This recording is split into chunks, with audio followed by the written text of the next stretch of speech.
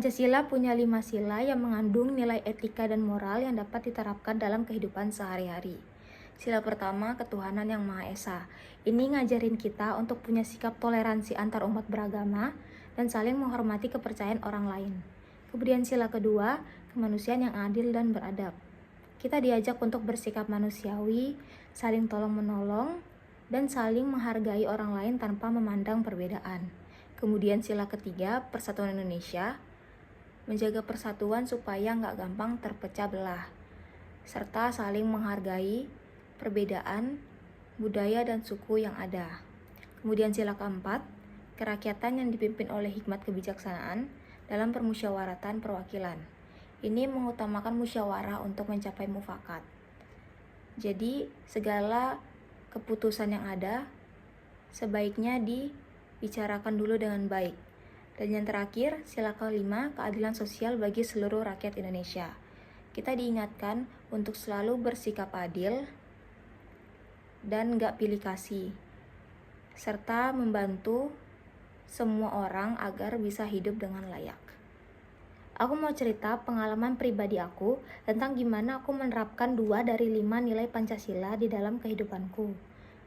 Contoh yang pertama itu ada di sila ketiga, persatuan Indonesia. Jadi waktu awal kuliah, aku ketemu teman baru yang berasal dari Nabire, Papua.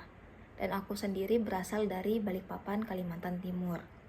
Awalnya kita agak canggung karena kita punya logat dan kebiasaan yang gak sama atau berbeda. Tapi semakin lama, kita semakin akrab dan saling terbuka satu sama lain. Dia menceritakan budayanya ke aku, dan aku menceritakan kehidupanku di Kalimantan.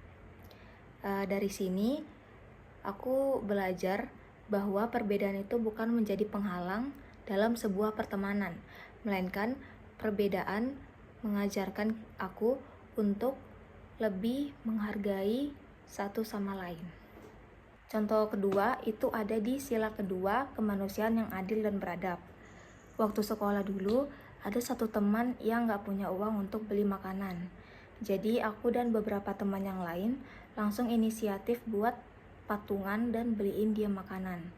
Hal itu sederhana sih, tapi bikin sadar kalau nilai kemanusiaan itu bisa diwujudin lewat tindakan kecil yang tulus, menolong tanpa menghakimi, dan peduli tanpa pamrih. Salah satu tantangan dalam menerapkan nilai-nilai Pancasila di lingkungan kampus itu adalah kurangnya kesadaran dan kepedulian terhadap sesama. Seperti masih ada orang yang membuang sampah sembarangan, atau teman yang cuek terhadap teman lainnya yang sedang membutuhkan bantuan. Kadang juga ada yang lebih mementingkan kepentingan pribadi daripada bersama, seperti dalam tugas kelompok yang hanya dikerjakan oleh 1 atau 2 orang saja. Solusinya itu mengingatkan kepada teman kalau mereka masih kurang peduli terhadap lingkungan. Kemudian melakukan diskusi kelompok yang terbuka dan adil, jadi semua anggota dapat aktif terlibat. Salah satu cara yang mudah tapi efektif untuk mempromosikan etika Pancasila adalah dengan kegiatan diskusi ringan.